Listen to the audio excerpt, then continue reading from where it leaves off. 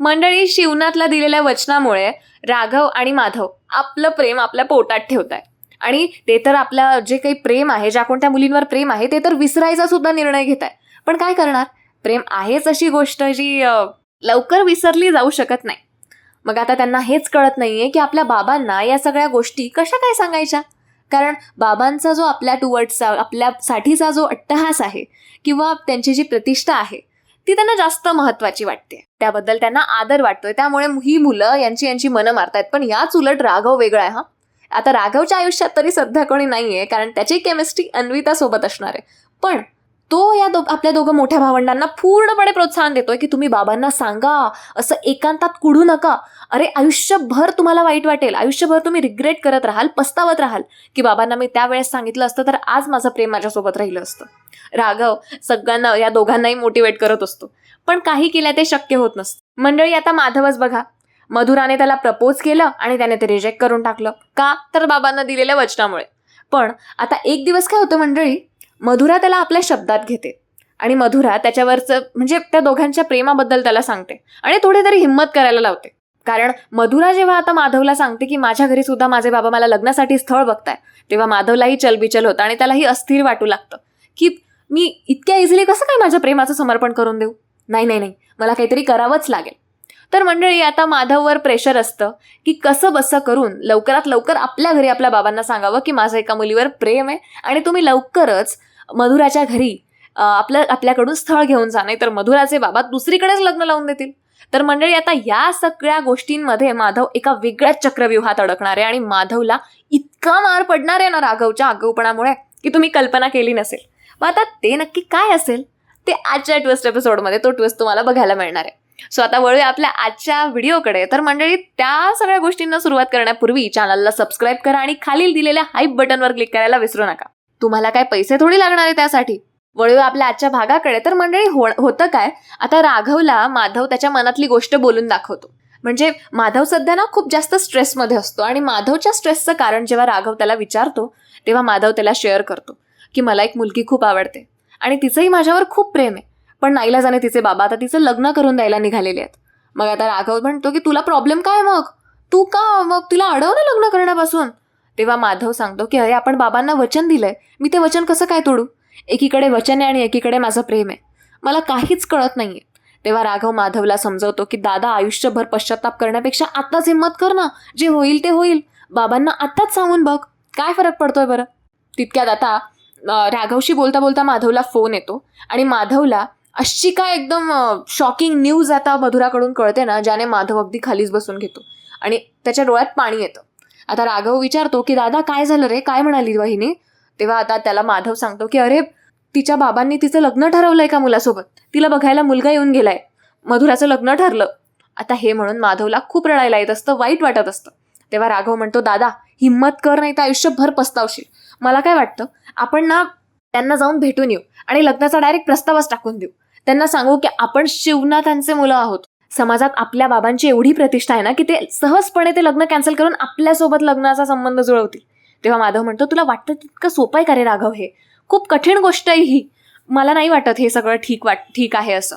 आणि विदाऊट आईबाबांना, म्हणजे आईबाबा आपल्या घरात असून आईबाबांना घेऊन न जाता आपण कसं काय लग्नाला प्रस्ताव टाकणार आहे तिथे, तुला कळतंय का, काही बुद्धी नको चालवूस. पण राघव त्याला कसा बसा मोटिवेट करतो. त्या मधुराला माधव फोन करतो आणि म्हणतो की तुझं म्हणणं काय आहे. तेव्हा मधुरा स्पष्टपणे सांगते की मला माहित नाही, तू तुझ्या बाबांना आत्ताच्या आत्ता सांग की मला एक मुलगी आवडते आणि आपण तिच्या घरी आता स्थळ घेऊन जाऊया म्हणून, नाहीतर मला कायमचं विसरून जा, असं आता मधुरा सांगते. तेव्हा माधवचा जीव आणखीन जास्त कासावीस होतो. माधवकडून तर हे शक्य नसतं, पण राघवची आयडिया जी आहे ती माधवला पटलेली असते. म्हणून आता राघव आणि माधव दोघांनीही ठरवलेलं असतं की आपण लग्नाचा प्रस्ताव घेऊन जायचा आणि ही आयडिया असते राघवची. तर मंडळी, आता ही दोघंही भावंडांना घरातून गुपचूप दुसऱ्या दिवशी बाहेर पडतात, छान सूटबूटमध्ये रेडी होतात आणि गुपचूप शिवनाथच्या नकळत लपत छपत ते आता गाडी काढतात आणि तिथून फरार होतात. तेही कुठे, मधुराच्या घरी. पण त्यांना तिथून जाताना, गुपचूप जाताना ना पद्माने बघितलेलं असतं आणि पद्मा विचार करते की हे दोघं असे गुपचूप कुठे जात आहे. सो बाजूला असलेल्या अन्विताला ती म्हणते की अन्विता, चला लक्ष दे ग या राघववर, काय चाललंय या दोघांचं. तेव्हा अन्विताला आता त्यांचा पाठलाग करायला पद्मा पाठवते आणि अन्विता पद्माने सांगितल्याप्रमाणे करते सुद्धा. आता अन्विता त्यांचा पाठलाग करते. इकडे आता मधुरा फोन करून करून वेळी झालेली असते माधवला की कधी येतोयस कधी येतोयस. माधव म्हणतो अगं हो हो येतोय, बघ तू आलोच मी. तेव्हा आता फायनली माधव आणि राघव तिच्या मधुराच्या घरी जाऊन पोहोचतात. मधुराचे बाबा चांगले असे फेमस उद्योगपती असतात, म्हणजे कसला तरी त्यांचा बिझनेस असतो. तर मंडळी होतं काय आता, मधुरा मस्तपैकी रेडी होऊन घराबाहेर उभी असते. घराबाहेर म्हणजे कंपाऊंडमध्ये. आणि इतक्यात आता माधव राघव तिथे जाऊन पोहोचतात. ते घरामध्ये जातीलच तितक्यात त्यांना आता मधुरा अडवते आणि म्हणते हे काय, तुम्ही तुमच्या आईबाबांना नाही आणलं. तेव्हा आता माधव तिला समजवेलच तितक्यात मधुराचे बाबा मागून येतात आणि म्हणतात कोण आहे हे 2 मुलं, मध्ये या, काय चाललंय तुमचं इथे. तेव्हा आता लगेच राघव आणि माधव सांगतात की आम्ही म्हणजे ते कोणाचे मुलं आहेत ते त्यांच्या आईबाबांची ओळख सांगतात. आता मधुराचे बाबा त्यांना शिवनाथला चांगलेच ओळखतात, त्यामुळे ते म्हणतात अच्छा अच्छा या मध्ये या. तेव्हा आता ही दोघं कार्टीमध्ये जातात आणि ते दोघं कुठे गेलेले आहेत हे अन्विता लगेच फोन करून पद्माला सांगते. अन्विता बाहेरून सगळ्या हकीकती सगळ्या गोष्टी ऐकत असते आणि ताबडतोब पद्माला तिच्याकडे बोलवून घेते. मंडळी आता इथून खूप डेंजर गेम सुरू होतोय. आता राघव आणि माधव घरात जातात आणि घरी जाऊन ते जेव्हा मधुराचे बाबा विचारतात की तुम्ही का आलात इथे, तेव्हा राघव जरा स्पष्टपणेच सांगतो की हे बघा आम्ही कोणाची मुलं आहोत हे तुम्हाला चांगलंच माहिती आहे. खरं तर आमचं असं येणं खूप जास्त चुकीचं आहे. माझं असं म्हणणं होतं की माझ्या दादाचं आणि मधुरा दिदीचं एकमेकांवर खूप प्रेम आहे. सो तुम्ही जे लग्न ठरवलंय त्या लग्नाला काहीच अर्थ नाही आहे, कारण मधुराताई पण मनापासून तयार पाहिजे ना. मधुराताईचं सुद्धा दादावर खूप जास्त प्रेम आहे. तेव्हा माधव सुद्धा म्हणू लागतो की हे बघा माझं असं म्हणणं आहे की तुम्ही स्वतःहून आमच्याकडे म्हणजे माझ्या घरी स्थळ घेऊन या आणि माझ्या बाबांशी लग्नाची बोलणी करून घ्या. मंडळी ही आयडिया माधवची अजिबात नव्हती. ही आयडिया होती या आगौ राघवची. आणि आता ती आयडिया कशी फसते ना ते बघाच. आता मंडळी माधव हे सगळं सांगतो आणि त्या मधुराचे बाबा खूप जास्त चिडतात आणि म्हणतात तुम्हाला लाजा नाही वाटत का, एवढ्या मोठ्या माणसाचे मुलं तुम्ही आणि तुम्ही असे असे असे उद्योग करताय. तेव्हा राघव समजावून सांगतो की हे बघा दादा आधीपासूनच नाही म्हणत होता, तेवढे आम्ही मॅच्युअर आहोत की विदाऊट आईबाबांचे आलोय हे आम्हालाही ठीक वाटत नाहीये. पण काय आहे ना, या दोघांचं एकमेकांवर प्रेम आहे. यांनी आता जर हिंमत केली नाही तर आयुष्यभर ते पश्चाताप करत बसतील. म्हणून मीच म्हणालो की आपण जाऊयात आणि तुम्ही समजून घ्यायला या आशेने आम्ही आलो. आता मधुराचे बाबा म्हणतात ते काय करायचं ते मी बघेन, तुम्ही आता निघा इथून. आता यांच्या घरात काय बोलणं चाललंय ते पद्माने आणि अन्विताने ऐकलेलं असतं आणि आता पद्माला तमाशा घालायला आणखीन चांगला चान्स भेटलेला असतो. आता राघव आणि माधव तिथून कॉन्फिडेंटली निघतात. त्यांना असं वाटतं की आता आपलं सगळं काम होणार आहे. म्हणजे आता माधव विचार करत असतो की आता मस्त काम झालेलं आहे, आता हे लोक आपल्या घरी स्थळ घेऊन येतील आणि माझं लग्न मधुराशी होईल, कारण बाबा हो म्हणतील. पण मंडळी एक्झॅक्ट या सगळ्याचं उलटं होतं. आता घरामध्ये मधुराचे बाबा तिला खूप रागवतात, ओरडतात, तिचं बाहेर येणं जाणं बंद करून टाकतात. आणि आता तितक्यात पद्मा लगेच मधुराच्या बाबांच्या घरी जाते. ते खूप फेमस असतात ना, त्यामुळे ते पद्माला लगेच ओळखतात आणि म्हणतात अरे तुम्ही या बसा. आता तेव्हा पद्मा म्हणते की आता ही जी दोघं मुलं येऊन गेली ना ही त्या शिवनाथची मुलं आहेत. तुम्हाला माहिती आहे त्या शिवनाथबद्दल, तुम्ही ज्या शिवनाथला चांगलं समजता ना तो माणूस काय आहे ते मी तुम्हाला सांगते. मंडळी आता पद्मा शिवनाथची सगळी हकीकत सगळी हिस्ट्री आता त्याला सांगून टाकते मधुराच्या बाबांना. ती म्हणते की आमच्या घरातल्या मुलीला सुद्धा त्या शिवनाथने असंच पळवलं. माझी सख्खी बहीण उमा त्याने पळवून नेली आणि आमच्याच घरासमोर त्याने संसार थाटला आणि त्याच्या 3 मुलांनाही तेच संस्कार देतोय.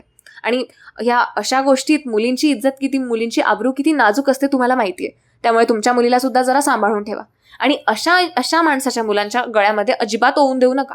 तुम्हाला कळलं असेल मला काय म्हणायचं ते. आता हे सगळं ऐकून मधुराचे बाबा खूप जास्त चिडतात आणि थोड्याच वेळात पद्मा तिथून निघून गेल्यानंतरून ते शिवनाथला झापायला त्याच्या घरी येतात आणि म्हणतात तशी समाजात तुमची प्रतिष्ठा आहे, कदाचित तसेच तुम्ही खरंच असला असतात तर बरं झालं असतं, हो ना. तेव्हा शिवनाथला कळत नाही. तो म्हणतो म्हणजे तुमचा काहीतरी गैरसमज होतोय, काय झालं, काही झालंय का.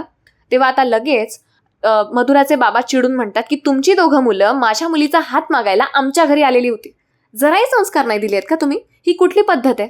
म्हणजे तुम्ही तर दुसऱ्यांच्या घरातली मुलगी पळवून आणलीच आणि मुलींना सुद्धा, आता तुमच्या मुलांना सुद्धा असेच संस्कार देताय का.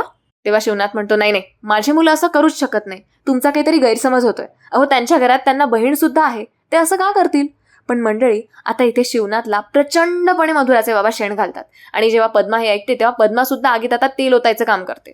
शिवनाथची प्रचंड नाचक्की होते आणि प्रचंड त्याचा अपमान होतो आणि हा अपमान त्याला सोसवत नसतो. म्हणून आता तो घरातून माधवला बाहेर बोलवतो आणि माधवला प्रचंड बेदम मारहाण करतो. इतका मारतो आणि सगळ्यात शेवटी असं वाक्य देतो की आजपासून तुमच्या सगळ्यांसाठी हा शिवनाथ मेला. मंडळी खरं तर या राघवच्या प्लॅनमुळे शिवनाथला प्रचंड अपमानाला फेस करावं लागतं, प्रचंड अपमान सोसावा लागतो. कारण पद्मा खूप वाईट पद्धतीने शिवनाथला जलील करते, खूप वाईट वाईट बोलते आणि ते शिवनाथला सहन झालेलं नसतं. कारण त्याच्या संस्कारांवर विषय उठलेला असतो, प्रश्नचिन्ह उठलेलं असतं. म्हणून मंडळी, आता शिवनाथचं हे जे अपमानामुळे उचललेलं पाऊल आहे ते तुम्हाला काय वाटतं, कसं असेल? म्हणजे राघव तर प्रचंड माफी मागत असतो, पण त्याचा आता काहीही उपयोग होत नसतो. आता शिवनाथ पुढचं पाऊल काय उचलेल, तुम्हाला काय वाटतं मला कमेंट्समध्ये नक्की सांगा.